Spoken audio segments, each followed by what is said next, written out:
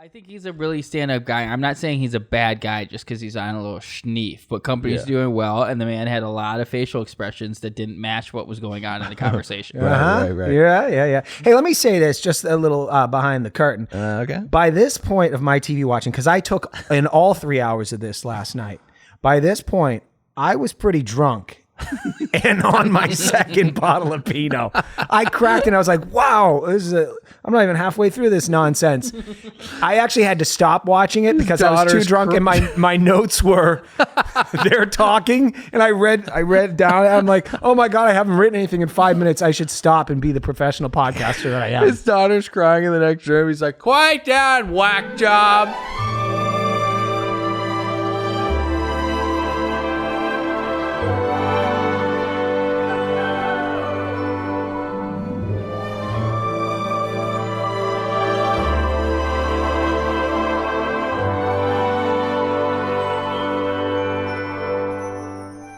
Hi, hello, and welcome to another brand spanking new episode of Another Bachelor Podcast. I am Dylan, saddled up next to my buddy, Real Nicholas Davis. What's going on, everybody? Patrick, producer of the podcast over there behind my glasses. Hey, how are you?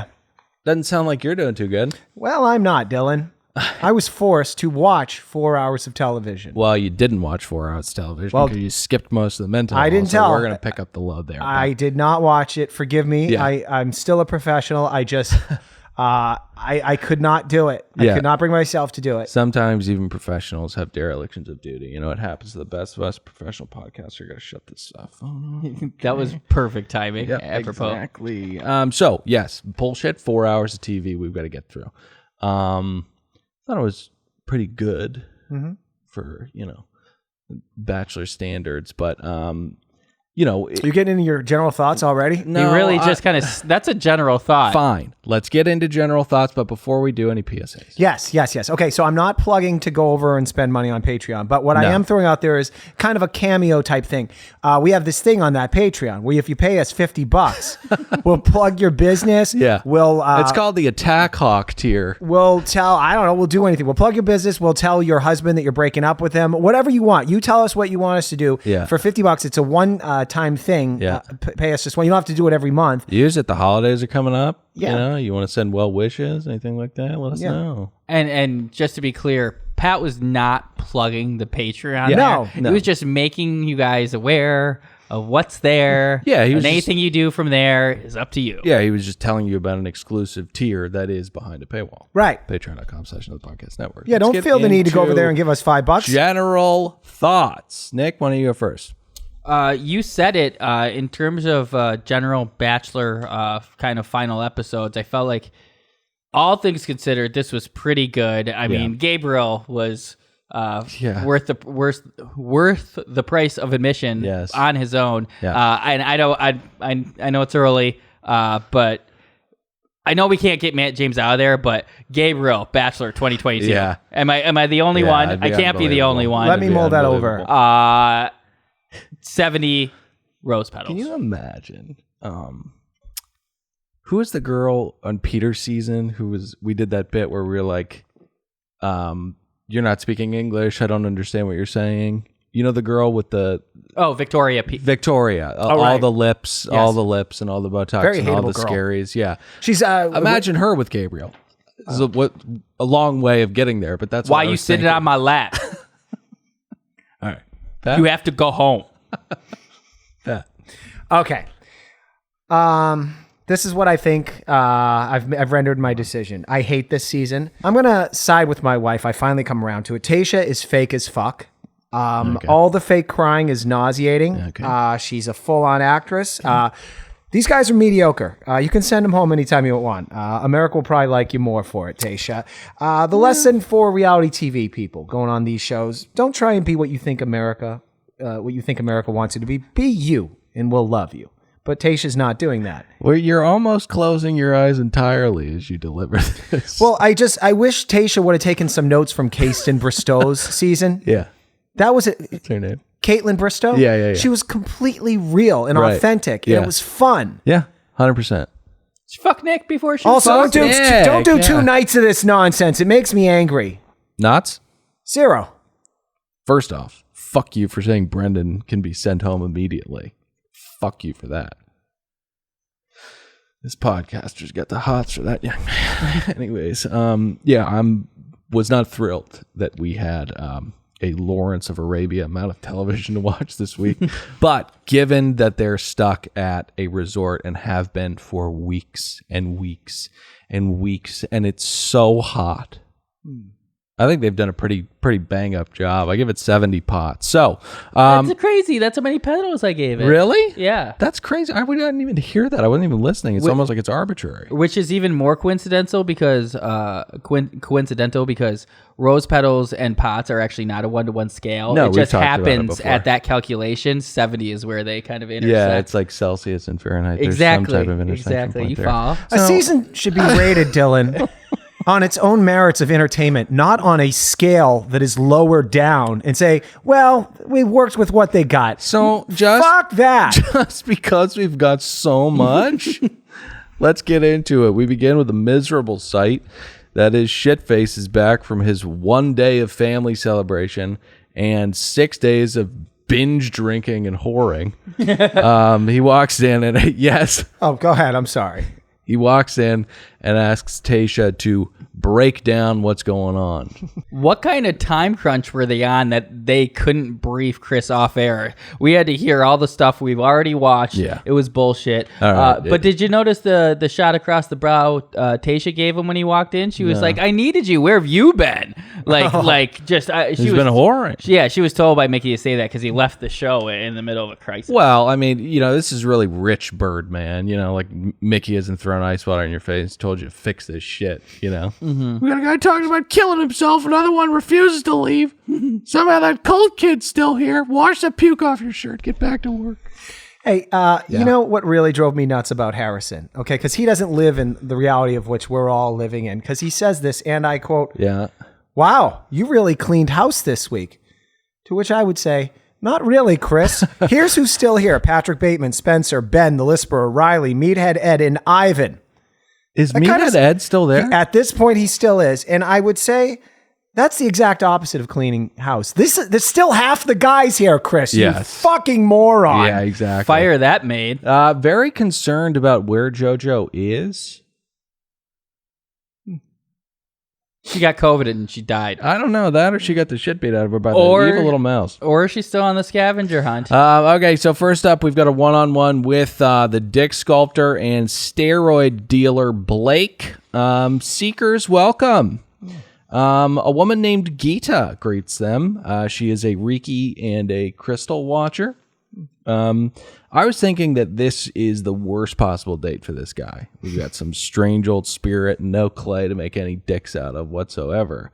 But then she gives him a hammer and tells him to start banging shit and tells Tayshia to take that top off. And I'm like, all right, I think Blake can hang here. By the way, Dylan, I want to let you know, as a co-host of this show and producer, I appreciate the expediency for which you are moving this forward this date. But I do want to backtrack on a couple notes. Tayshia tells him they're about to do something she's really interested in. And I guess by that she means commingle with a washed-up hippie who's only here because Burning Man got canceled this year. Yeah. You can be passionate about niche things like that. Yeah. And you can find Geeta every Friday and Saturday night at the Nest. Oh, right. Oh, by the way, yeah, go out there, guys. If you're ever in Palm Springs, go to the Nest. There's a creepy clown that sits there and watch all the old people try and fuck each other and young people. Great time. You really buried the lead with the clown. I haven't heard about the clown. Oh, yes, a creepy clown just sits there and stares at everybody. Am I nuts, or did he not ever talk about The clown has not been mentioned. All right, a crucial part of the Nest. Go ahead, Pat. Oh, I was going to say, all right, so you brought us to them cracking open those crystals and staring at the rocks. Yeah. Okay. It's to get answers, I guess. And wouldn't it have been great if the steroid dealer looked into the rocks and he's like, I see needles in exchange of cash for some reason. Blake, do you do steroids? I bet Geeta wouldn't put him on blast like that because she's actually got some wholesale good shit in the back. Yeah, Once the camera shut off, she's definitely going to wheel and deal with Blake. She sells kratom in bulk. All right. So they sit and stare at one another for an uncomfortably long time. His breath, I imagine, smells like pork, and he's probably squeezing her too hard. So this kind of confirms that she's just not that into it. He gets the fucking boot. He does get the boot. Gets a fucking boot, gentlemen. And he is, in retrospect, like so mad that this black girl came on this show. He's like, there was this desperate old white girl. I was guaranteed a hometown. Guaranteed. And then you came. Yeah. I mean, I'm not trying to be like offensive or anything. Oh, I agree. I don't think Blake, whatever helps him sleep at night, but I don't think he had any chance even with Claire. Hey, a few notes here. First off, I hate this part of the show. This is the 8th time they pulled out the tantric sex nonsense on this franchise. At least the eighth time. Please. Yeah. Come on, producers, show up today, will ya? Mm-hmm. Well, he pops in the car and she begins weeping. And this was, you mentioned it already, but, you know, it's like, Tayshia, it's fine. Oh, yeah. You're fine. Oh, yeah. Now, He smells like eggs. This is the crazy thing about Tayshia is she, even despite knowing that she's a good actress, she realized she could not pull off sitting on this man's flaccid penis, a byproduct of steroids, and pull off a performance of a lifetime. Pretend being into him. You didn't think he was hard when she was up there on him? I don't think so. Oh, nothing was knocking. One of the side effects of steroid use is a lot of pimples and, in fact, the inability to have an erection. I've been there. Before I met you guys, I was deadlifting quite a bit of weight. Pretty big stack he had going. A lot of stack. Really good stack.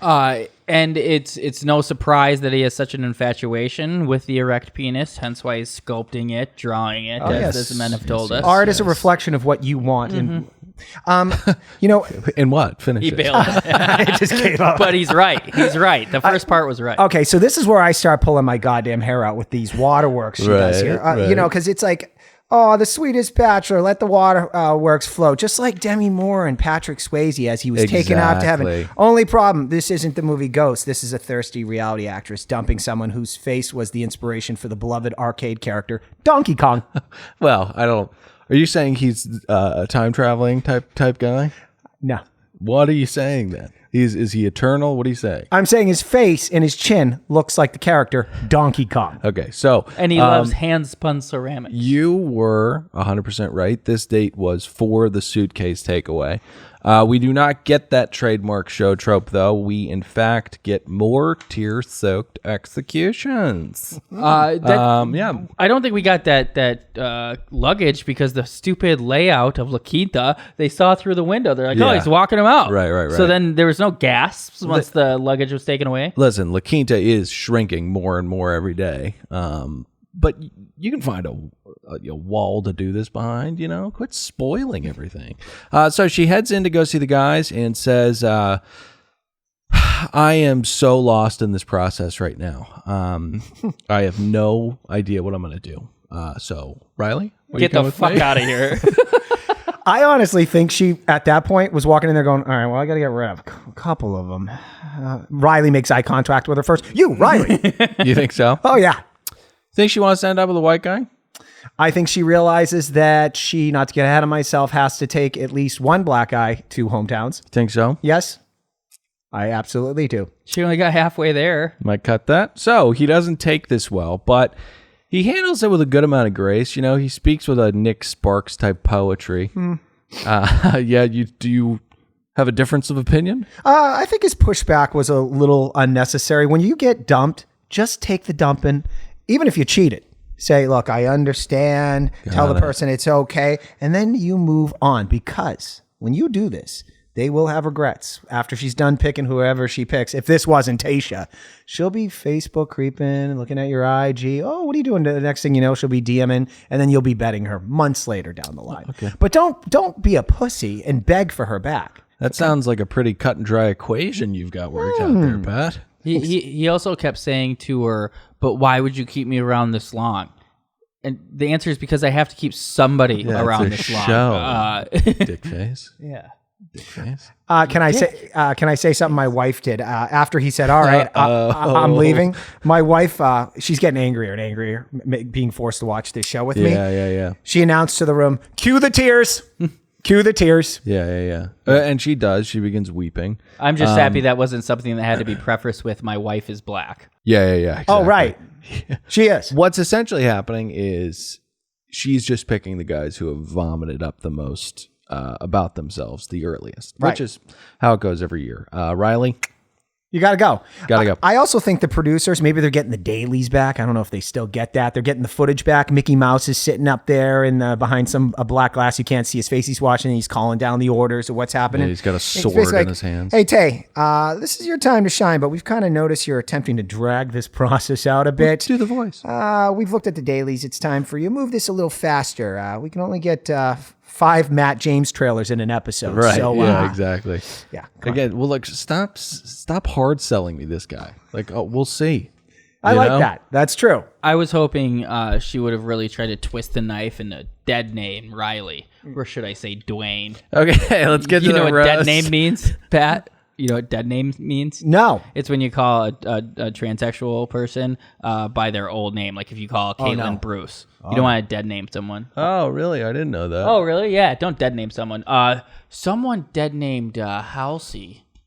Or not dead named. Oh, no. I'm getting all mixed up. Sam Smith. Someone said he when Sam Smith, and you're supposed to say they. Is Sam Smith a they? Shawn Mendes said it to Sam Smith. Yeah, Sean, he calls himself they. Are you on TikTok a lot? Is that what's going on? I dabble. I just try. What the fuck is going on with you? I just try to know what's going on. Jesus fucking Christ. All right, let's get to the roast ceremony. Don't ever fucking talk about that ever again. I'm so upset right now. Don't dead name Riley is what I'm saying. All right, so we've got some grade A TV talk. Ivan says it's a big, important night. I think we all know that. Looking to hometowns and even past that. Okay, someone parries that with more horse shit, and that's when the Golden State Killer strolls in and starts wrapping his arm around people. Creepier than ever with that fucking purple suit, which I assume is a wink and a nod to the Joker. Yeah. Another psychopath. I also want to say something about the Lisper. I am not making fun of people that have drug issues, past drug issues, current drug issues, but the Lisper's chin, his meth chin or meth face, is on full display. I don't want to do this. It's true. It's true. When I had to go to those AA meetings, right? Yeah. Because you're an addict yourself. I drink a little vino at night, all right? You know, I'm not judging. But I'm an addict. He told us it's a completely different ball of wax alcohol. Yeah, it is. I'm addicted to fresh ground coffee. I mean, addicted to the stuff. The smell of dew on the grass in the morning, waking up as the sun rises, addiction. Yeah. Addiction. Okay, so... he was saying something, wasn't he? Yeah, I think so. Zach, no. Purple, Joker. I was Meth chin. Oh, yeah. Now, hold on. That was our admin of communications, Haley Whittle. Thank you for that. I might have not caught it unless you pointed out earlier in that FB group. Thank you for reminding me of her title. I appreciate it. You're welcome. Okay, so we shouldn't chat too much about this because it would be a too painful reminder that the Bennett-Noah 2-on-1 and the Bennett coming back thing meant absolutely fucking nothing. No. Like a lot of TV time for fucking nothing. Nothing. So, Pat, need a roll call. Who's going to Hometowns? All right, here's the roll call. Who's going to Hometowns? May I say, prior to the roast ceremony, I noticed 3 out of the 6 guys were not wearing socks. That's a major pet peeve of mine because the stink and the funk come out of that, okay? You got to always wear socks. Maybe lower the socks so you don't note that the socks are actually there, but they must be worn as a pair. Yeah, or just, And also, I want the audience to know I'm making fun of guys because I'm about to make fun of Tasha. That dress she was wearing was not flattering. It made her tatas look like grandma boobs. Anyway. Yucky. All right, so the list. Not them. I mean what you said. It's hard to mess up those magical orbs. Okay. All right, so who's going to Hometowns? The Lisper, Ivan, Brendan. Oh, actually, what am I doing? I'm going to do a roll call. Roll call. Here's who's going to Hometowns. Here we go. The Lisper, meth face. Can't wait for her to meet his family. And by that, I mean Ted, Derek, Two-Face Killer, and the other guy who sleeps in the same room with him in a bunk.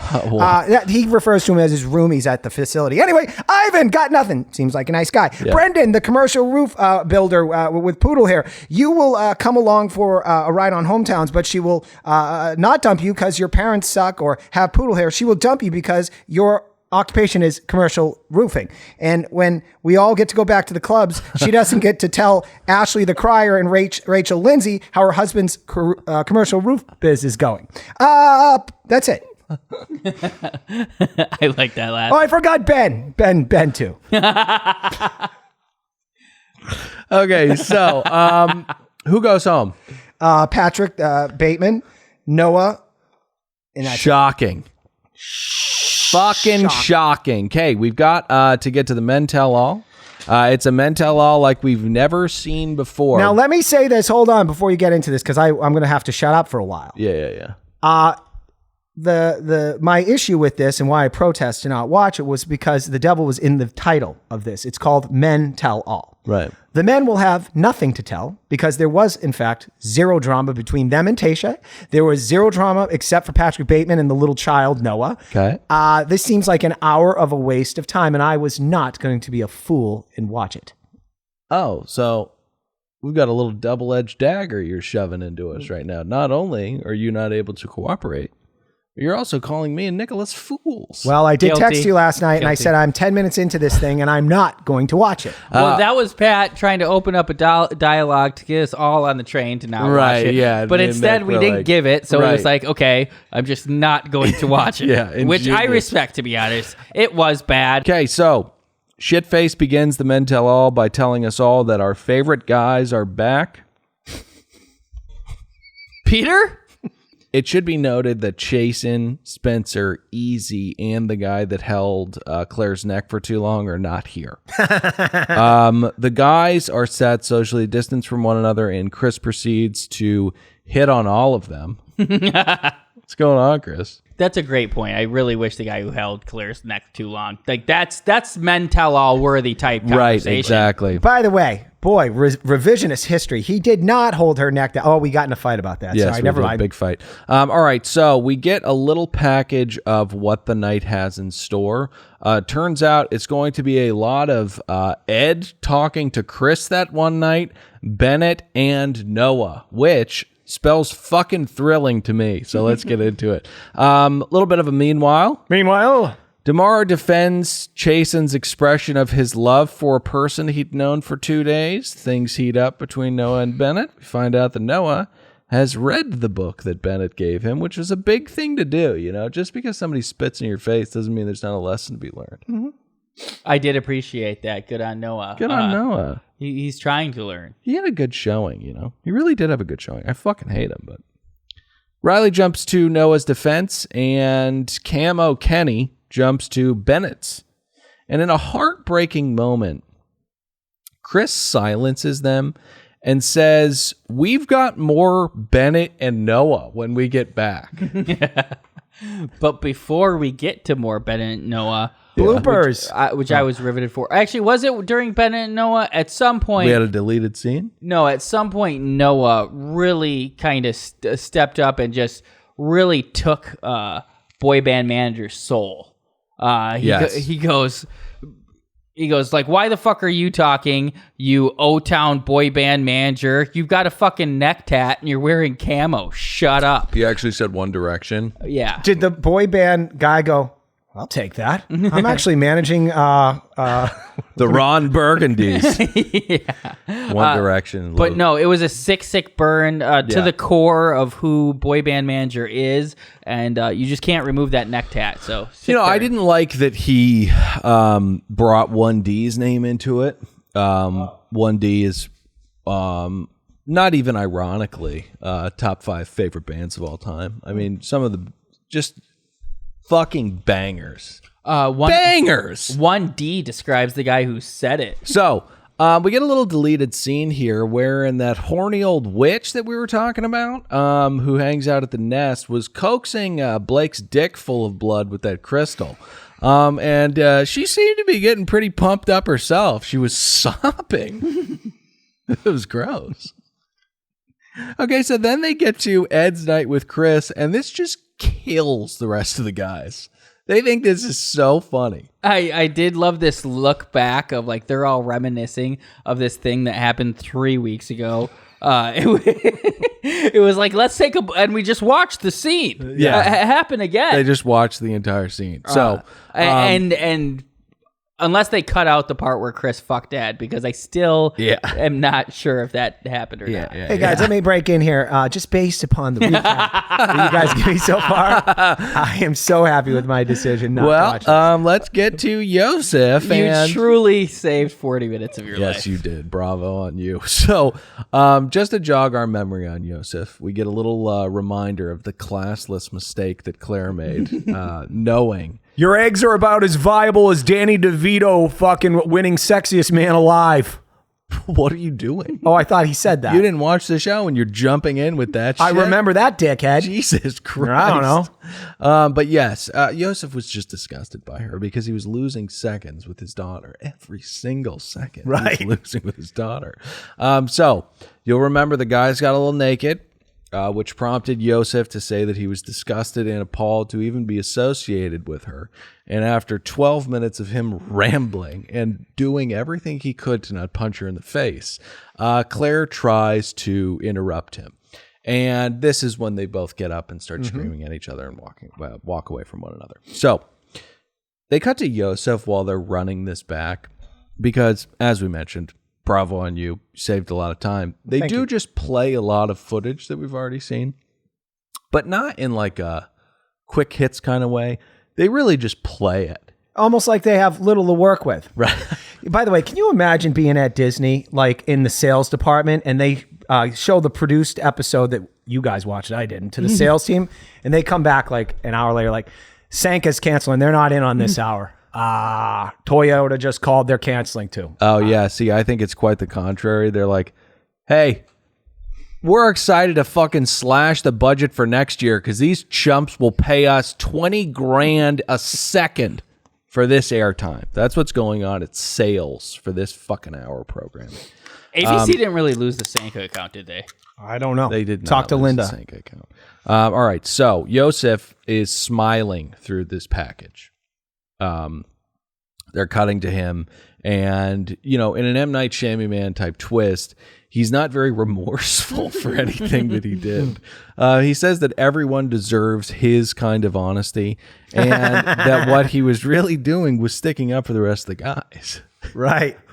And it's a goddamn shame not one of those fellas thanked him. Yeah. Right. It's really, really disgusting on their part. I was going to say, this is a pretty good example if the roles were reversed. I know it got pretty ugly with Yosef and Claire, but if one of the little ladies went to Matt James and said, hey, this is the second time you're asking us to take our clothes off. Sure. And I'm not comfortable with it. I'm kind of upset by that. I get it. He went a little too long. I think he said I'm appalled at least 4 times before Claire finally said there's a way to do this, to voice concerns in a respectful way. He didn't. It's how he said it. Yeah, he didn't sink the putt. No, he didn't. He said he was disgusted by her for 15 minutes straight, and then when she tried to speak, he almost hit her. Right. It's much harder to pull off though when he didn't actually have to do it. Like she smacked right in his face. She's like, "Well, I didn't put you on that date because I know you have a daughter, so fuck you." Right. Yeah. Mm-hmm. Yosef, why don't you do me a favor? Suck my dick. Or eat my cooter. Or take Patty's old advice here, which is when this happens and America hates you, you say, I'm sorry. I've learned a lot from this experience, and it will never happen again. But what if he actually struck her on camera? Yosef, I don't know why you. I understand you were angry, but I don't know why you ever put a hand to her. I'm sorry. I've learned a lot from this experience, and it will never happen again. And we've heard reports that you've been hauled into the clink on multiple accounts of domestic abuse. You've lost custody of your daughter. What's going on? Well, I'm glad you brought that up. Yeah. Because I'm very sorry. Yeah. I've learned a lot from that experience. Yeah. It'll never happen again. All right. So, Chris tries to make the best out of this experience. He tries to make Yosef realize that he's a misogynistic piece of shit who should be killed. I know it's kind of fucked up for me to say this. I don't want to be this Hitlerian type of hypothetical ruler who just, kind of Thanos snaps people off planet Earth. But it's getting a little crowded on this planet, and I really don't think there's any point in Yosef walking into the rest of his life. Can I give some... That's why we should ease up on COVID restrictions. Exactly. Can I give some context here? I was kidding about that. Was it? As a father of a little girl now, it's really mellowed me out in the last 9 months. I find myself I only talk shit about women on this podcast. In my daily life, I don't do it. I find myself, hey, I got a daughter. This lady that cut me off on the 101 and gave me a middle finger. I'm not going to drive up next to her and roll down my window and call her a cunt. Right. I'm like, she's someone's daughter. I'm totally mellow now, but I guess it's not for everybody. You think Yosef would be like, hey, I don't need to be giving Claire the business here. Right, Why don't I just leave? I don't like this experience. Yeah, it's almost like he doesn't spend a lot of time with his daughter. Perhaps. Something like that, yeah. All right, so he, believe it or not, is asked about how he would feel if someone spoke to his daughter this way. Oh, nice. Weirdly enough. And he said, I would hope someone as badass as me would shut the little bitch up if she made somebody dress down like that. All right. I hope he meant that. So let's get to Tayshia coming out. Chris brings up the widespread rumors that no one has ever talked about, that this was all a ploy to get Tayshia to be the Bachelorette. Like, was that a fucking thing? No, it was. There were rumors that Claire and Dale. Get out of here. So it would seem that Tayshia's been listening to our pod. And unfortunately, the comments of your cruel, cruel wife, because she gets a little defensive about how she was eating donuts when she got the call to come on the show. Oh. See, you missed a lot of good stuff. She's like, yeah, no, I mean, it wasn't fake. I was in bed reading a book and eating donuts, so I wish I had a little bit more time to prepare. Like, this is so sick. I know that we're joking. I'm going to talk to my wife tonight about how you got to watch with your words. They hurt people. I know that we were joking around about it, but seriously, for her to think that, like, I could have gotten into better, like, she's fucking gorgeous. And she's like, I just wish I had more time to prepare. It's really sad. Mickey was up in the control booth like, she's spitting in her face, talking about eating donuts days before. She's dead. Okay. So I'm not good at that. They open anymore. it up. Yeah, you are. They open it up to the guys. We talk about Noah first, who is one of my least favorite people to ever grace this franchise. Again, it's not because he's an asshole. It's because he is the most boring person to ever get the amount of camera time that he's gotten. It's just disproportionate. It doesn't make any fucking sense. Bennett is up next. They ask him what he was thinking when he showed up like a serial killer. Then we've got Blake, which means we can move on. And then we've got Riley, which means we've got bloopers. This was a hell of a package, and I'm going to go through a couple of the highlights. We've got flies buzzing around people. Always a classic. People dancing in chairs. Wind blowing. And Claire screams her insecurities at a gopher. But let's not gloss over that wind thing. Yeah, I mean, the wind was crazy. It blew, and it caused problems. Well, and Brendan and Tayshia were like a little spooked out, or maybe it was Zach and Tayshia. They were like, whoa, that wind was blowing really hard. Crazy stuff. Should we chat about green juice, or should we get to the other 2 hours that we watched? Well, let me just say this, because again, America is speaking to this season, because I did a little digging while you guys were talking about this show. Yeah. 4 million people are now watching The Bachelorette. Below Deck, which is a cable show, that other show that we recap, that averages like 2.5. This is Disney's Mickey Mouse's, like, one of its main properties. Yep. To drop to Real Housewives or Below Deck cable ratings. Not good enough. I'm shocked. Do you remember the season where it got really bad on like Bachelor in Paradise? You mean all of them? Yes. Okay. But this particular season was horrible, and they actually showed the last 2 episodes not even on ABC. They put them on like ESPN or something. Yeah, I always joke it's like the last day of the Premier League where they just put all the shitty games on USA. I didn't know that. Well, I'm happy to know I'm right, and I'm with America. Patrick Hickey, 2024. All right, so first, before we get to the second episode of the week, we got to take another quick break to deliver a somber and pretty fucked up Patreon essay. You're either expecting him to lose that election, or you're going to run against your friend. It's pretty hip in 2028. I expect both. Oh, wow. All right, let's get to it.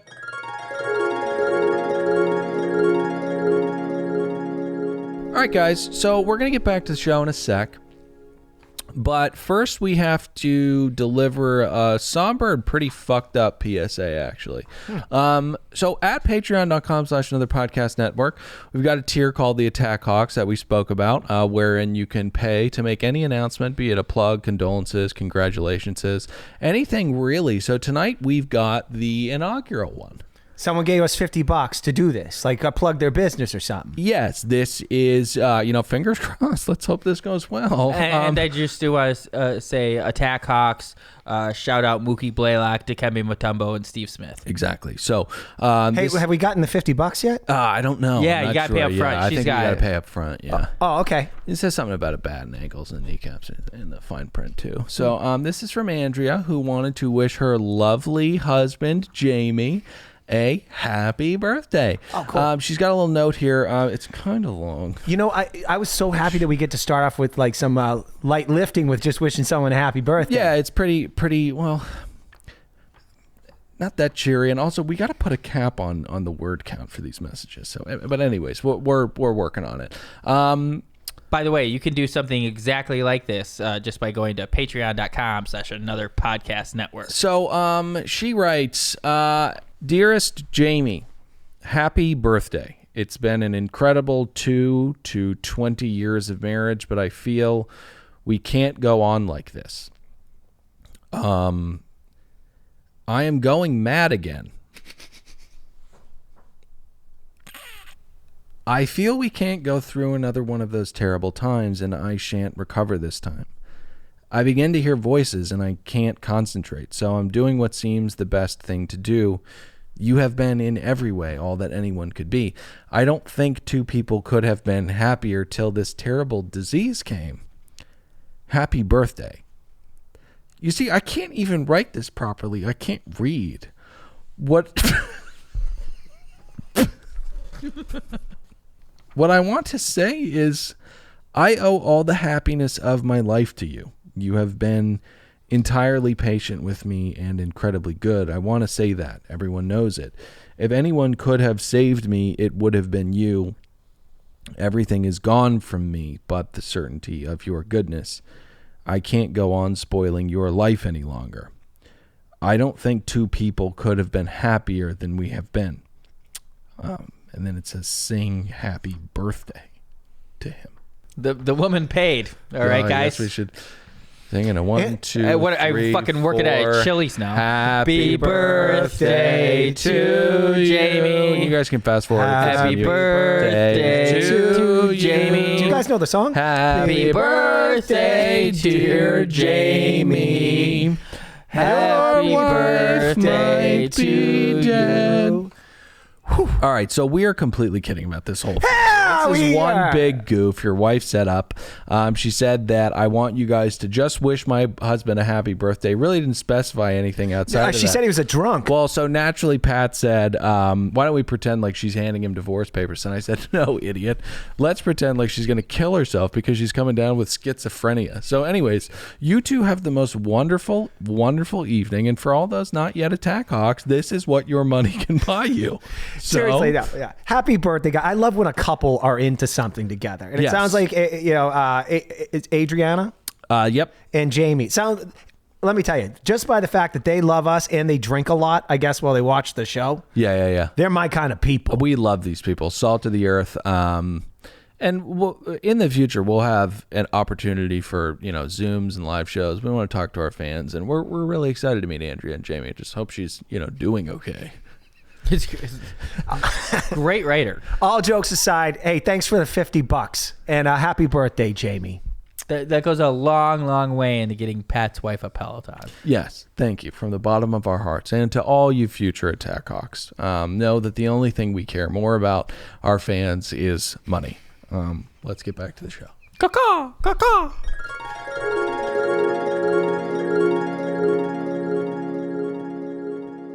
All right, so episode 2 in 2 days. That is Hometowns, baby. I say general thoughts.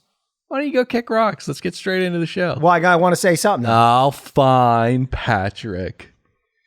Once again, I hate this because Tayshia is not a person. Yeah. She is a TV person. Hey, let's cheer and the the worst. fuck up, guys. She's not authentic. Oh, you know what? That's funny you mentioned that, Dylan, because that's what I want to do when I watch this show. I want to cheer the fuck up. I don't want to be bummed out of my mind. This is what they've delivered to me this season. I got a guy who throws up after he eats a full bag of Doritos. Stop it. And also talking about offing himself. Stop it. Right? I got another guy talking about how he's a former drug addict. All these guys are mediocre at best. I got a fake Bachelorette. It's all fucking depressing and it's lame and it's sad and it's supposed to make me happy or horny or something.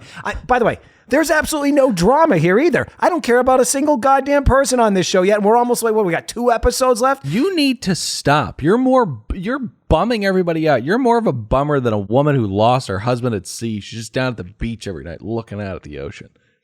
Cut it out. I hate it when I'm at the ocean trying to have a nice relaxing day at the beach. And you see I see some woman crying, looking off longingly. All right, so Tayshia begins with some contemplative tea. And did he just give tons his general of it. thoughts? I didn't think that you had any. I mean, I don't have any. Do you have any? I didn't have any, but because I just wanted to express that I felt like I was giving my general thoughts for the entire 4 hours in the beginning of the episode. Yeah. But then you asked him and didn't. No, I didn't ask him. He railroaded all that negativity in. Oh, that wasn't general It's what the thoughts. audience feels. That's why they enjoy it. They're like, oh my God, I feel the same way, but I don't feel like I can share that with my friends. Like I said, Tayshia begins with some contemplative tea and tons of it. She's had enough of this. She's putting her heels on patio furniture. She's like, if you're going to kill my family, kill my family. I don't care. So, as this is a resort prison, they are not going to fly to all of the lovely places we normally fly to, like Iowa and Idaho and Sacramento, which is a pretty big heartbreaker. Unfortunately, We're not even going to fake go to Indiana, though. No. Even if there was no COVID, we would not go to Indiana. This episode, by the way, another reason why I hate it. And I promise I will stop being negative and I will do my job, show up, and recap this show like the professional I am. There you go. So next morning, the boys do TV talk, which I hate. Yeah. I really hate. The Lisper says he's been up all night. And my wife whispered in my ear, because he's been smoking crack. Okay, so There's 2 explanations: smoking crack or withdrawals from crack. or he's anxious about the next day, Or that. because unfortunately for the anxiety poor, led him to do drugs. their poor fucking families, they're going to have to fly to this 120-degree hellhole and quarantine so they can meet some girl who will either become a very fond memory very quickly or a pretty painful one that, with the public breakup and stuff like that. What I'm trying to say is that it's not worth this. So Shitface puts the onus on the guys to recreate their hometowns at La Quinta. What are you going to do, Chris? Sip Vouv and have your fucking toes sucked, huh? What a bum this guy is. Play 9. Yeah. Whoa. More like 36. I mean, before he's got call time. He can go out for another 9. All right. So Zach says if we ever talk to Shitface, and I doubt that we will because. No, he's untouchable. Well, I mean, we've just said some pretty defamatory, derogatory things about him each and every episode. We only call him Shitface. We don't say his first name. He probably played PGA West 50 times. Oh, yeah. During the course of, and it's a great course. That's a great course. Envy him. Didn't need to be said. So we go on a little carousel around the guys to get their raw emotions on the people that are showing up. Zach says he loves his family. Ben says he doesn't know how to cry. Ivan says he loves his mom, and Chris says he loves Ivan's mom too. Take it easy, man. And Brendan is up first. He's going to see his brother and sister-in-law and niece. Now, something interesting happens here when he's talking to Harrison and the boys. Sorry. Something interesting happens here with Harrison and the boys with Brendan. He goes into this long tale about how his dad died and his brother brought him up. Hey, idiot! Why are you saving this gold for Harrison and the boys? Don't waste it on You them. should have laid this out, I don't know, whether they've been there for 2 weeks with her? Yeah. At least 6 days in. He's not. He should win, and I'm happy that he's not going to win because after the diversity pick, I really hope he's the Bachelor. I think he'd be a smooth Bachelor. I think he'd be a really, really good Bachelor. Yeah. But he's not going to win because he's just not giving Tayshia enough fake bullshit. Right. So Zach is chock full of it. It's a double-edged sword because you don't make a fool out of yourself, but you're kind of like the dark horse in the back, and the fans are starting to go, oh, I really like that guy. You know, he's not trying to kill himself or didn't used to. Yeah, and then you're white, you know. Right. Oh, yeah. I think he would have won even despite not giving into this bullshit. I mean, he's a really stand-up individual. I think his only fault is getting excited when a storm hits the East Coast. But he can't empathize with people because all he sees is dollars. Yeah, he's like, yeah, that's really bad. So who are you going to get to fix that? Yeah. I hear they're handing out claims left and right. So but I said it last week, and I'll say it again. The reason he's not going to win this competition is because he's going to win the Peter Krause I'm not going to say I love you and get married award. Yes, exactly. Listen, Matt James may be great, but we've talked about it. Who the fuck knows who this guy is aside from people who were like stalking Tyler Chill's Instagram? I don't get this. He may be good. I don't well, Dylan, I'm excited to see how that does work out, and I guess America will speak, and the ratings will as well.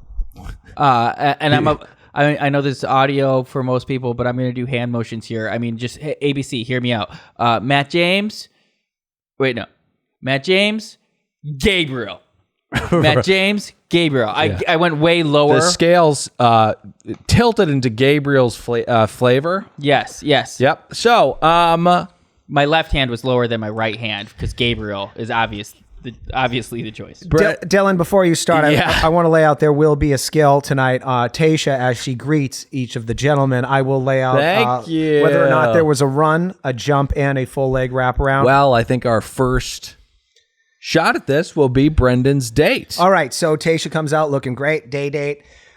She does a full jump with a big smile. Okay. Full leg around. She almost took that little frame down, but he was able to hold his ground. Oh, true. All right, upper body strength. Okay. Yeah, very nice body. But it was nice. It was nice to see. They brought back the leg wraparound. You know, Tayshia knows the lore of Bachelor and Bachelor. She's been here. She's done that. So he says that he is from a place with a lot of carnivals. Yuck. So he sets up a carnival in the molten grounds of La Quinta. And by carnival, you mean a bunch of folding tables and a bunch of other shit bought at Big Lots? By the way, the ultimate prop was that niece Aaliyah. Okay, Tom. I got to say, the carnival just doesn't have its allure when there aren't registered sex offenders running the attractions. It's a good point, Nick. It's unbelievable. You know, I'm going to just go ahead and read verbatim. These carnival games are ass. The prizes are shit. The booths have no cheating barkers that laugh at you when you're 100 in the hole. It's just pure ass. You didn't say anything about registered sex offenders. No, but you're 100% right there. But there is a certain hatred I feel for these barkers. That's a plain because we're war with China. But we're making the same point. Yes. Don't tell me you have a carnival if there are no carnies. Yeah, there has to be a Hispanic guy with a low ponytail who can do the game very, very easily, but for some reason you can't. And not just the guy lying to you, but there's also going to be a mysterious man who's missing a limb, and you're like, oh, get caught in a ride? And he's like, no, diabetes. Okay, so this is very awkward. Very awkward. They sweat, they high-five, they dance to music that's not there, but I guess it goes well. Can we get to the nighttime? Hold on. During this date, Brendan says two insane things. Okay. He says he only wants two things. He only wants to propose one more time. Yeah. And he sees Tay as the mother of his children. Okay. I thought, are you insane, Brendan, or did you start dipping into the Lisperer's stash? Either way, I can't trust your judgment. The Lisperer does not have a stash. He's been many years sober, and he has the tattoos to prove it. You mentioned those swipes on the arm? He's got 11. And every couple years, he goes in and has the guy just squiggle a tattoo across all of them. Yeah. Or a new color. Yeah. This is many 2007. This many days since accident. Okay. Night date. Joking about addiction. Accident that's a code word I don't for want to a do ball. this. I don't want to do this. So they take a seat Tayshia says, "Are you nervous?" He says, "No, I'm fine." She says, "Don't be nervous." He goes, Are you fucking listening? I said I'm not nervous. I'm fine. They go to meet the fam. The brother seems to be a very good dude, nowhere near as good looking. I thought he was on cocaine. Okay. They talk about the lie detector test, and they're all trying to joke about the unreliability of those pesky machines, but Tayshia seems to be still pretty affected by those inconclusives. Calm down. Okay, we're trying to keep it light. We don't know each other. This is the worst kind of Tayshia acting. Every Bachelor and Bachelorette does it, but like, wow, the orange bulbs lit up when we were talking about meeting you guys. Like, Jesus Christ. I realized but at this point when they were filming this, we'd all been trapped in our house and convinced by the media that we were all going to die. And now we're out interacting with other human beings. I realized that could be a serotonin huge dump load on a lot of people's brains. Oh, okay. But in my brain, it was forced and it was sad. This is what I'm going to say. It's my last time I'm going to be negative about this show. About that. During this entire interaction with his brother's wife, and the prop, that's what I really said. I'm going to ask the guys if I can stop watching this because I don't care. I no longer care. I haven't cared. Now I officially don't care. I'm not emotionally invested in these people. Okay, so Please we get a leave. great segue. They just stopped talking about the lie detector test, and the brother goes, "Hey, Brendan, you want to chat?" Rough cut. Any highlights here? My only real takeaway is that the brother is a solid fucking wingman. He's pretty good, but Poodlehead's brother's definitely a drunk, or maybe it was the bad spray tan that he bought at Walgreens, or he drinks a little too much because that nose was red. I'm pretty sure he's a drunk. Listen, he's regular, he's stable, and he's earnest about the guy that his brother is. He does a bang-up job. I think he's a really stand-up guy. I'm not saying he's a bad guy just because he's on a little schneef, but company's doing well, and the man had a lot of facial expressions that didn't match what was going on in the conversation. Right. Yeah. Hey, let me say this, just a little behind the curtain. Okay. By this point of my TV watching, because I took in all 3 hours of this last night, by this point, I was pretty drunk. And on my second bottle of Pinot, I cracked and I was like, wow, I'm not even halfway through this nonsense. I actually had to stop watching it because I was too drunk and my notes were, they're talking and I read down and I'm like, oh my God, I haven't written anything in 5 minutes. I should stop and be the professional podcaster that I am. His daughter's crying in the next room. He's like, quiet down, whack job. What a coincidence. I guess it's not really that much of a coincidence because you drink wine every time you watch The Bachelor. Yeah. But last night, I watched with Jules. Usually I don't. I watch by myself on 2 times speed. But I did watch in real time. And we cracked open a bottle of Lou's natural wine. No way! That Dylan brought over last night. What did I bring? I don't know. 2 bottles of wine. Nice. Oh, I didn't like that one that I brought. He gave me his leftovers. You got re-gifted. Thank you. No. I realized after that run of it was very different. That's the kind of Russian roulette you play with natural wine. Honestly, thank God, because I'm like, I just do not get it. I was like, this is not. I'm like, even like. Everything in my body, I'm like, it was trying to be open-minded. I'm like, this is not good. No, don't force that. Don't let force everyone that. else. Yeah, if you don't like it, you don't like it. $389 a price tag on it, and you think it's garbage, throw it in the fucking toilet. No, definitely not. You're wrong about that. But but not this bottle. I'll bring over some good stuff on holiday recordings. We got like another week left. I'll bring over a nice bottle. You want to watch whatever nondescript fight is on Saturday at my place? Yeah. That actually kind of sounds, nondescript sounds shitty, but... Stephen Wonderboy Thompson and Jeff Neal. Yeah, that sounds shitty. Those are lightweights. We'll talk about it. No, they're not. Anyways, where the fuck are we? The Whisperers date. No, I want to say it's a dice roll sometimes. He might have been on schneef. There's nothing wrong with a little schneef. But sometimes you get this guy who supports your case, and then sometimes... You get Claire's sister starting a fight over that time you fucked her boyfriend, right, 25 years ago. That was ugly in that backyard up in Sac. A ball of possums. Or how about when JP Juan Pablo, we got introduced to his brother and he told Claire, are you sure you want to do this? His entire family. He's kind of a dick. Yeah. And if you want to hear us break down Juan Pablo's La Ventura, patreon.com/another podcast network. So let's get to Zach. He tells her how to hail a taxi. And, excuse me. First, leg wrap around? He gets the jump and the full leg wrap around, and the legs wrapped around there very tightly, and there was an extended 3 seconds sustained in air. Okay. Yeah, it was really nice. She's like a boa constrictor. No, Yeah. all right. God, I sound like such a negative nanny. Well, you said, this is the last time I'm going to be negative, All right, and I twice. said, All right, I so doubt that. This is, I'm not going to say how much I hate this, but I do not like this bit, the whole hailing taxi bit. It just seemed a little off. She asked how to hail a taxi, and he said, this is how you do it. You grab a taxi like it's Friday night and your drug dealer won't be back till Monday. All right. Okay. So he's got that 4-year-old shit his pants look. It must have been weird for Zach when the taxi arrived not to hold him up by gunpoint. Okay, Jesus fucking Christ. My problem was that, this whole fucking hailing a taxi thing.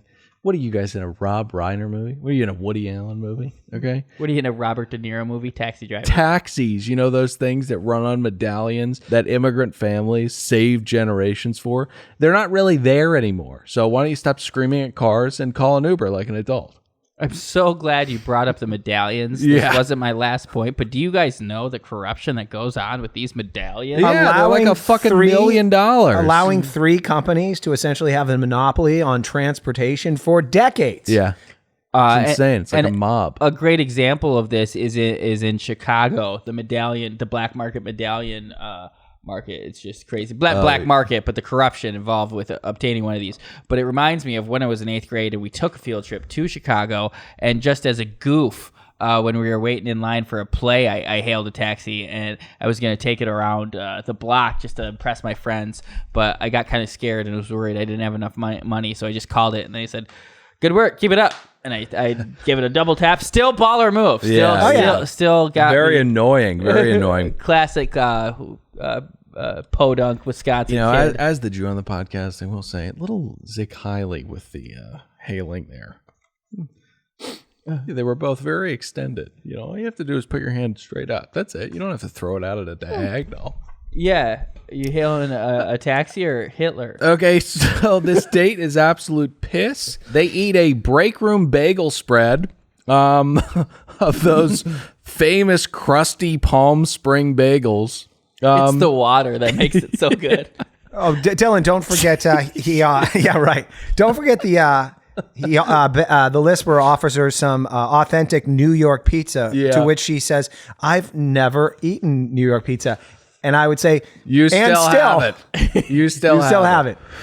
Sorry, stepped on that, but because we're in Palm Springs, you're in Palm at a filthy resort. They picked that pizza up from Whole Foods and reheated it. And I would say again with the pizza from Whole Foods that they reheated, it's the water. It's in the water. That's why the undercarriage has that leoparding and that crisp. I've eaten so much Whole Foods pizza in my day. One summer, it was my daily lunch. Yeah, I remember that was. Yeah, you really hit that hot bar pretty hard. Okay, so God, I miss their cream, kale, and spinach.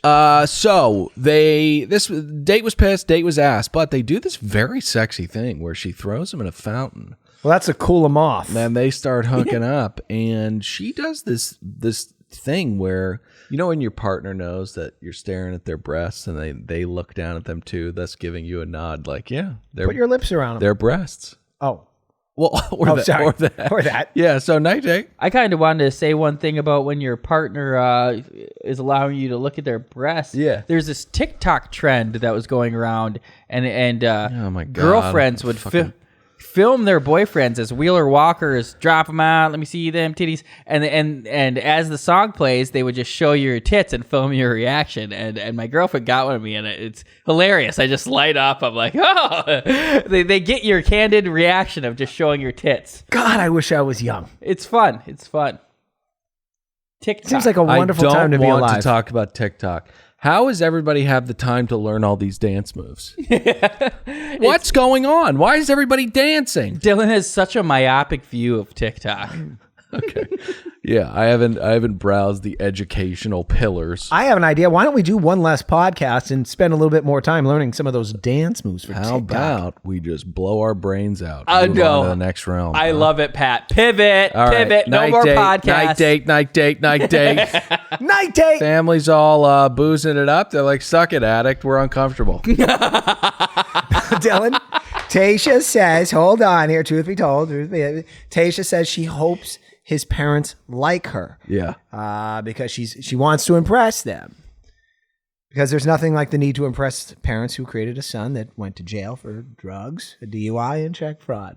Yeah. The bar's low, Tay. You'll be fine. Low. Yeah, bar's very low. Very low. So Matthew, the brother of Zach, asks the hard question, what's up with the other guys? You know.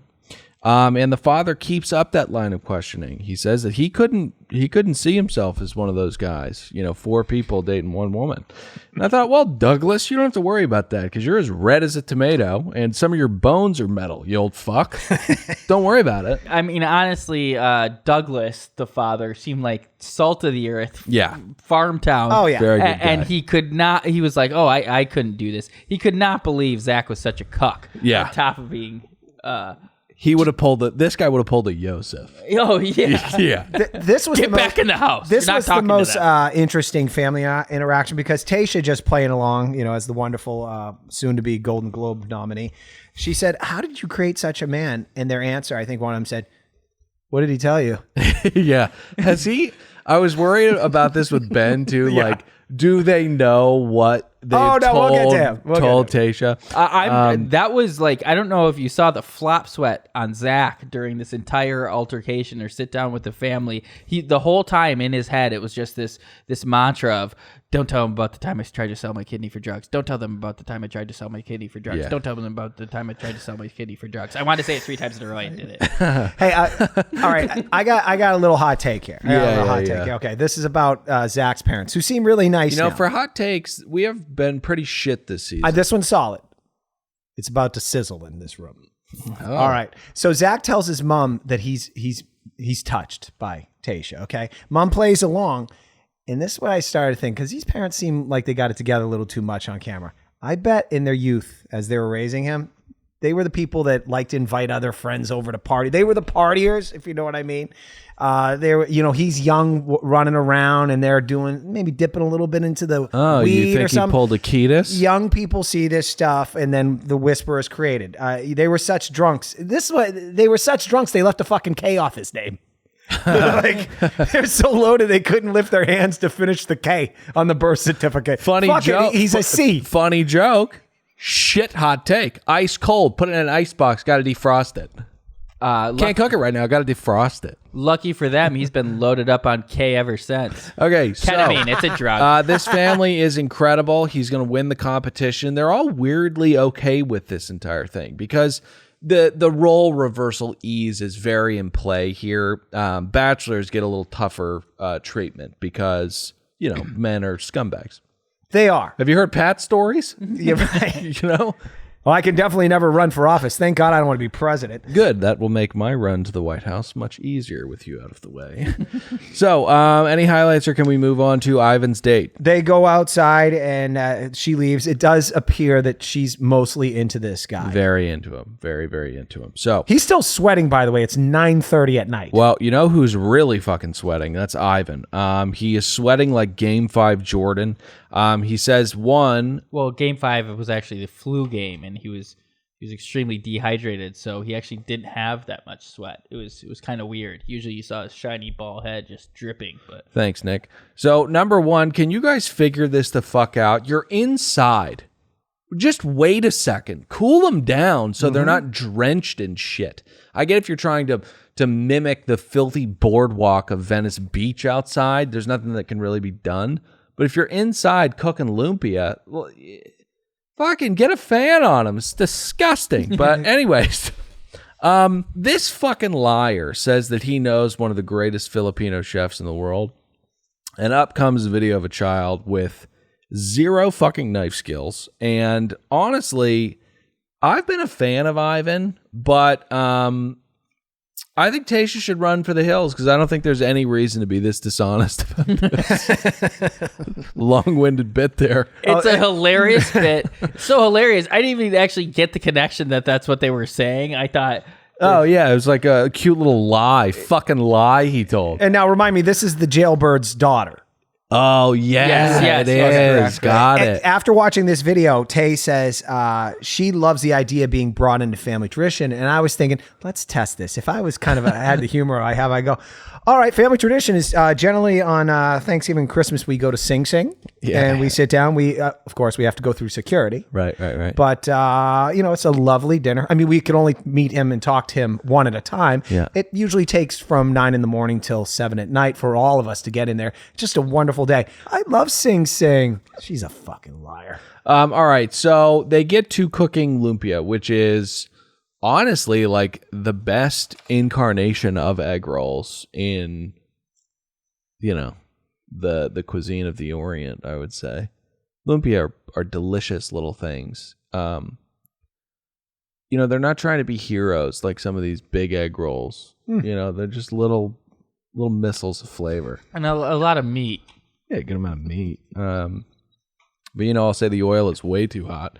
They burned the fuck out of them. They soaked up way too much oil, didn't cook on the inside, so naturally they didn't, they made a delicious treat look completely unappetizing. Let's get to the rest of the fam. Pops. Looks good despite all those health issues. Yeah, so we've got pulmonary fibrosis, we've got cancer twice, and a heart attack. Thank God for modern medicine. He has to be like, what type of Final Destination movie am I living in? This guy'd be a fucking Frankenstein 4 times over. Jesus Christ. During the Big C, this would be the number one candidate for let's put him in a Ziploc bag for 8 months till we got a fucking cure here. What the fuck's he doing on a reality show? Listen, I think the mom is absolutely adorable, and Clarence is the fucking man, although it's a miracle that he's alive to impart the wisdom that he's imparting. Although, he didn't do a great job. I know. He didn't do a great job. I know. You know who doesn't give a fuck about autoimmune deficiencies? Mickey. All right? Oh, yeah. He did not hesitate to bring Ivan's father there. And I don't know if pulmonary whatever is not autoimmune deficient, but the point is he's the most susceptible to everything. What is otherwise a fake disease. Okay. So drum roll, please. And Nick's joking about that. Drum roll, please. Out comes the pencil-pushing little brother, Gabriel. Ivan says that he's one of the biggest influences in his life.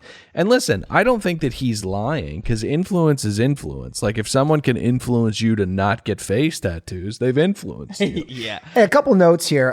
First, before the brother shows up, though, it was real quick interaction. Mom and Tasha talk, and Mom asks, "What do you like about my son, Ivan?" And I'm not kidding, Tasha, after thinking for about 2 seconds, he's 28. And then Mom answers to save her, well, he wants to make a difference in people's lives. Yeah. It's not going to happen with him. One, we got the jailbird thing, which she's like Orange County, not going to happen. But also, it's just too friendly at this point. It's just not, he's not like hot and damaged enough. Everyone's just happy to be out. I'm telling you that it's I get to interact with other humans effect. That's right. And then Tasha comes in, she could say, you know what do I like about him? He's kind of a dummy. I don't know. He's definitely not a dummy, because he's like an astronautical engineer or whatever. Right. I think that's a word, but okay. One other thing here. When Tasha's talking to his dad, she tells him that she can see a future with Ivan. Yeah. He buys this hook, line, and sinker, which is the saddest part about humanity, is pathological liars fooling all of us. Wow, Clarence. You wouldn't think someone would do that to you. This is the most vague line of bullshit that can possibly be fed on this show. Of course you can see a future with him. It may be a future of you cheating on him incessantly with other men because you're not in love with them. Or a future, hey, we're Facebook buddies. Right. That's our future. Yeah, exactly. I think it was more of a lie of omission, and Patrick hit it right on the head. Yeah, I think he's right. They will see each other at various Bachelor Nation cocktail parties and get-togethers and hang out. That's their future. Yeah, you get paid for a cruise appearance or a club appearance. They'll run into each other again. Now, back to this brother over here. Yes. The producers, I didn't realize the power of Mickey to pull off and negotiate an early release. Pretty impressive stuff. Huh? I mean, we didn't know this guy's getting out. Normally they get a date. If your brother or sister's in prison, forgive me. I'm not trying to make light of it, but I didn't know that's how prison worked. They just one day they're in for life and the next day they're out. Hey, I'm here. No, I mean, we've talked about it. I don't think that people really understand. They think that we're joking about the violence of Mickey Mouse and the evil that he can unleash with his hands. But it's pretty influential. So Gabriel sits down with what's her name?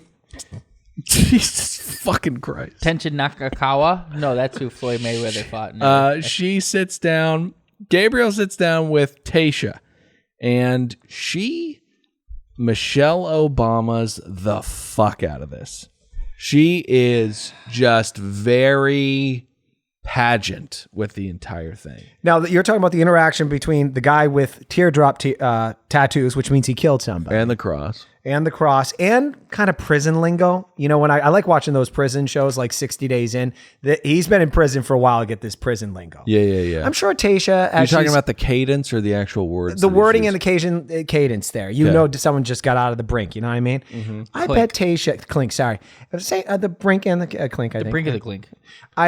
I think Tayshia at this time was in her head, of course, she's interacting with him, and she is selling the shit out of this Michelle Obama style, is up in her head going, you know, when producers called me 3 weeks ago to be the Bachelorette, I didn't realize that they'd have me sitting down, making conversation, attempting to impress a man who's been released from prison 3 days earlier for ungodly things.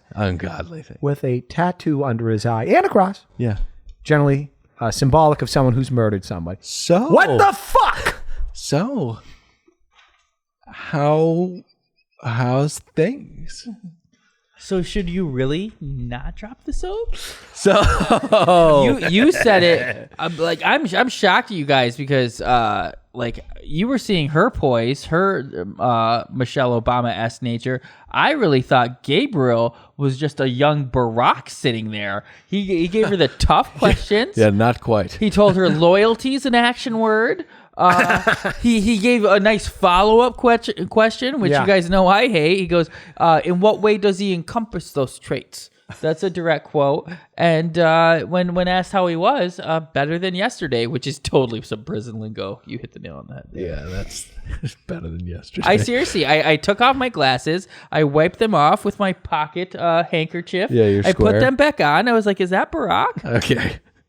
Yeah, their tattoos are very, very similar. So she sits down with Ivan after this whole thing and goes, and I quote, "Oh, your brother. It's like an ad lib that you didn't fill out." And her brain is spiraling. I have no idea what to say here. This is not going to happen. Like I said, he's not enough of a bad boy for her. You know, he's never walked into a bank and tried to cash one of his father's checks with pus coming out of his eyes. So it's not going to work out. But I have brought up, and don't come at me for what I'm about to say. That's racist. Tayshia is a calculated figure, and Rachel Lindsay, the first black Bachelorette, picked a white guy. I bet the heat is on Tayshia to not just do another round of picking another white guy, because that would reflect poorly on her. It wouldn't in my eyes, because you're supposed to pick the person you're most into. Right. Not factor in what is a racist thought, which is color. Exactly. But if she does, in fact, pick Ivan, I want this episode in this little clip of me saying this. In the Smithsonian? Somewhere. Maybe some kind of hall of fame or something. I don't know. Podcast museum. There you go. It's in Santa Barbara. Weird. Okay. So, moving on. I actually think also because she's savvy, she's going to pick Zach because she knows once he gets a taste of fame, he's going to fall off the wagon and then she'll be free 100%. much earlier than expected. 100%. Could have done that to Ben then. So, Ben's up next. Well, she doesn't want to be attached to someone who off themselves. Listen, Ben is up next, and errors and omissions. I was pretty insensitive last week. It sounds like he was, in fact, an Army Ranger. Yeah, you omitted any sense of empathy. And possibly got hurt in the military, and that derailed his career. So listen, that coupled with the kind of post-traumatic stress disorder that so many vets face is heartbreaking. And he's a victim of this strategy of care where we don't invest any time in their well-being. We just throw chemicals at them as this kind of quick fix cure-all thing. And it's fucking heartbreaking. But this guy makes me want to fucking kill myself. You ever have that person that wants to be a friend, and in your head you're like, I can't do it because I'll be miserable when I'm hanging out with you. That's Ben. That's Ben. He says that he's from Indiana, but that home is where you're most comfortable. So today, They're going to Venice Beach. Yuck. Oh, yes. It was really weird that like that was a favorite home of his. Like it's obviously someone who's like struggling. Like you could see former soldiers who have lost it just like up and down Venice Beach. Yeah, who got really good at juggling and now their home is Venice Beach. Zach C had the same kind of thing. They spent a lot of their time in quote unquote New York on a park bench, and he was like, he was like, oh, I spent a lot of time here back in my day. Yeah, sleeping. We know. So that was a good way to pigeonhole in that bench joke. Totally. I think so too. So it's a fun date though. I mean, I disagree with you guys. I think you guys showed your cards earlier, said it wasn't a good date, but I think, juice and sunglasses, cartoon exaggerated feature drawings. This is the perfect kind of Venice because you don't have to be around all those fucking unwashed seagull whisperers. You can kind of just go around and, shop and drink charcoal and stuff like that. Dylan, you're 100% correct. There were a lot of things that are, in fact, represent Venice. The rollerblading. A bunch of people do that there. The juice bars, the gift shops. But there was one thing missing from this vision. One thing missing from this vision. Hey, Ben.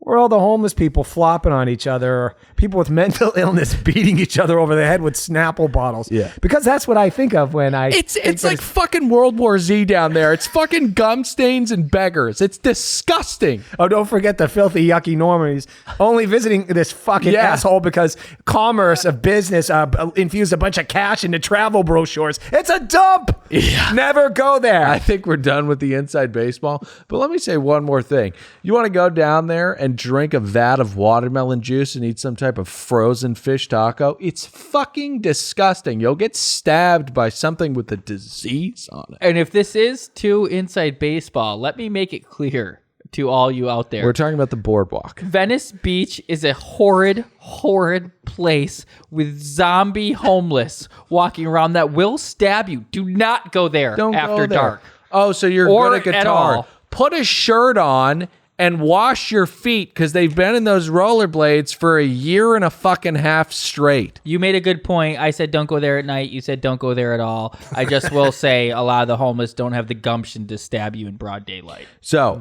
he lays out that she is going to be meeting two independent, decisive women.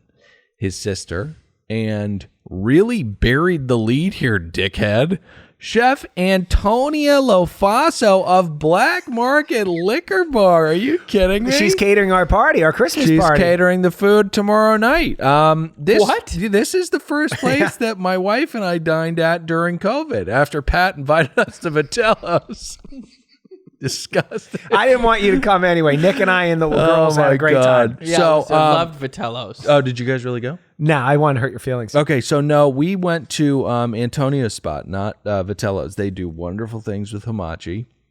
Is this real? The fried cauliflower is a stunner every time, and the trout toast. Antonio, what are you doing to me every time we go in there?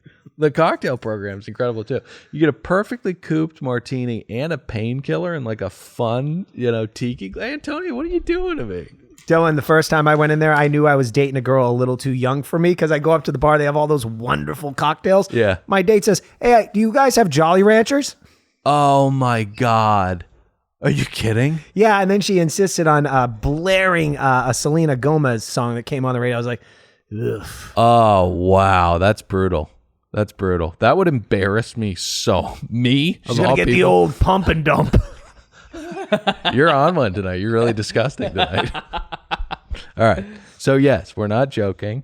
She has a restaurant up the road, and she is catering Ben's our really holiday good party. childhood friend. Yeah. Top chef. That I thought was either Triple G. A lesbian or some woman that Ben knew that was secretly in love with Ben. No, I think she's got a family. Talented chef. Interesting. Wow. And kills a dinner service. But they didn't mention it at all? You just recognized her? Yeah, I know her. Fascinating. How many people do you think knew that? Top Chef's a pretty big show. Don't forget Triple G. But she's literally around the corner from us, so that's why. It's just a solid restaurant. It's a really solid restaurant. Anyway, so Tayshia's very excited to meet the girls and to talk to Ben, which is confusing to me because he, to no fault of his own, is severely damaged. She says to his sister, like, he cannot be this perfect. This perfect.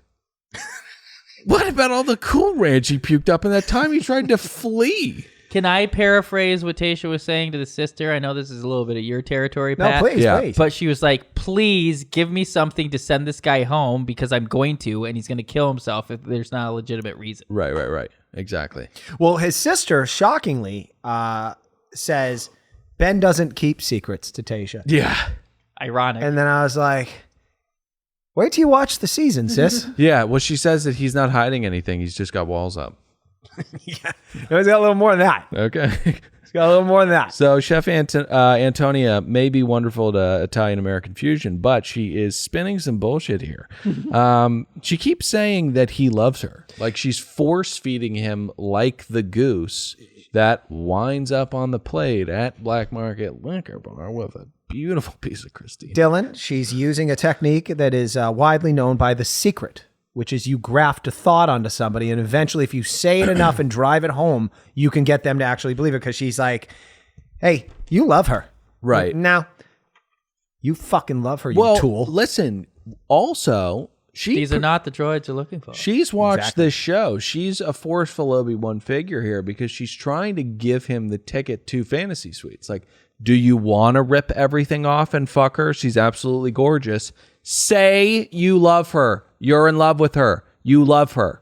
It's so crazy. It's so intertwined. You're right, I do love her. You guys went to her restaurant, and she evidently read Pat's book, How to Come in Second Place on The Bachelor, and the rest of the title. Yeah. Because he could have done it if he just... It's a small world in this Bachelor Nation. It's not thing. a published book, but he did slip her the manuscript with Brad's when we were at Black Market Liquor Dylan, Bar. you know when I did it, it's when you went to the restroom, and they served dessert, and it was that wonderful dessert where it was the... chocolate and pomegranate. Yeah, and it's unbelievable. I was just so wowed and jazzed by it. I said, hey, come on over here. I got something for you.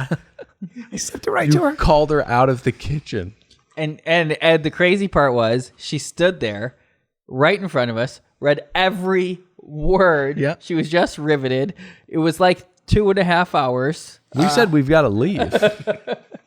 All right. So, unfortunately, he does not listen to the chef of Black Market Liquor Bar. He just sweats awkwardly in front of her and doesn't say anything, which means that he'll be going the fuck home, but don't want to get ahead of myself. Let's get to the rose ceremony. I want to say this. Yeah. Earlier in the day, they kissed in the pool, and the way that she kissed him with zero passion, despite it being on the lips, would be how you'd kiss your mother. If a weird world you kissed your mother on the lips. Like Tom Brady and his kid. Yes, but that was a small child, right? But I can give him a pass on that. Right. It was zero there. And then when he doesn't say something, he's kind of stammering. If you really look at Tayshia's kind of physical movements, she takes an exhale and said, well, it's getting late. Oh, I got to go to bed. Yeah. That was like, I want out of here. And can you wrap up whatever the fuck's going to come out of your mouth right now? Exactly. Yeah, he did short circuit, and he was just like, the fact that you can't keep two plates spinning, the fact that you need to flirt with her, but that you need to find a good way to tell her that you love her, do better. Honestly, don't come on a fucking reality show like this if you can't keep those plates spinning. All right, so rose ceremony. Rose ceremony. We've got a horrific garment for a very big night. Hot pink is just a revolting color. But Pat, gonna need a roll call. Roll call. Here's who gets the roses. Ivan, the Lisper, and Brendan. And I have to admit, they fooled me here. It's been a while since I've been fooled by the final three. I had Ben's name listed there as opposed to Brendan's. Oh, wow. Yeah. Wow. I did. I felt like Brendan, I'm telling you, he's the Peter Krause of this season. He just snuck up, though, kind of through the ranks. No, I've seen him the entire time. I didn't know his name till the last episode. No, he came out of nowhere with that one-on-one, but it seemed like solidified. Crazy. Ben's way too weird for her, and he gave her a myriad of reasons to let him go. Guys, I don't want to be a dick, but you say myriad of, and I just want to tell you that you can just say he's given her myriad reasons. I love that. I'm glad I feel like a dick. I'm gonna fact check it, but I believe you. Yeah. All right. Trust but verify. I actually have a direct quote here, which I found the most fascinating. This was like very telling. Tayshia asks if she can walk Ben out, to which he says yes. And immediately after getting there, he says, and I quote, It's about eating the whole bag of Doritos, right? Okay. All right. I feel for him here. He just couldn't express himself in the bullshit way that she needed. He had plenty of bullshit, but not the type of, the deep, really fake shit, like the I can see our lives starting to intertwine together kind of bullshit that you really need to pull out if you're going to make it in the long run. And I've actually got a little tip for him. I learned it from that independent Adam Sandler movie, and it was kind of like about social media, and it followed like different people's lives and stuff. Sounds horrible. And there's talking about Babel? God, I cannot remember the name of it. I saw it at a screening at Paramount. You got to be talking about Babel. But no. It's like about families and stuff, and the child is like, there's like teenage girls, and they depict one teenage girl struggling from anorexia, and instead of eating the stuff and throwing it up, she'll just sniff whatever she's given. Okay, so that's going to be it for us tonight. Smell your food, Ben. Before we go, do you have any final thoughts? Yeah, I was going to say, after he gets in the black SUV and drives off. Smell your food, Ben. Tay does a little victim blaming here. Oh, yeah. She's like, he shut down on me. He was just standing there. I got no emotion out of him. That's what I needed out of him. She was pretty pissed off. Well, you just dumped him, and Right. we all grieve getting dumped, whether it be 2 years or, I don't know, 2 weeks or something Sure. like that. Maybe he deals with that a little differently. How about you lighten up a little bit on him, Tay? Not everybody's an outgoing liar like you. Yeah, well, listen, he's going to be fine. A lot of women love him. He's going to be swimming in it. He's going to be swimming in it. I'm glad we do have Matt James, because I would prefer Gabriel if they hadn't. Yeah, Gabriel would be great. But none of these guys I wanted to see as the Bachelorette. So maybe I they think did the right Brendan's thing. going to be a really good bachelor. Guys. Men, women, and children. I think we Thank did. God. I think we did a decent job tonight, but forgive us. There was a lot of stuff to cover, and next week there will be a lot more. So, remember, Another Podcast Network can be found on Patreon at patreon.com/Another Podcast Network. We're gonna fire it back up with The Bachelor soon. I know the season's wrapping up, but do remember we'll start incorporating the iTunes reviews back into the show. We'll read some stuff. We'll get angry at the 1 stars. We'll praise the 5 stars. But you guys have gotten us over 1K. But it's time to pick that area of duty back up. I think. Well, I got to start telling them to do something. Exactly. So hang tight for that. And guys, that's it. We love you. Facebook, find us there. We'll be back next week. I'm Dylan saying goodbye. Nick, say goodbye. Goodbye. Pat, say goodbye. Later.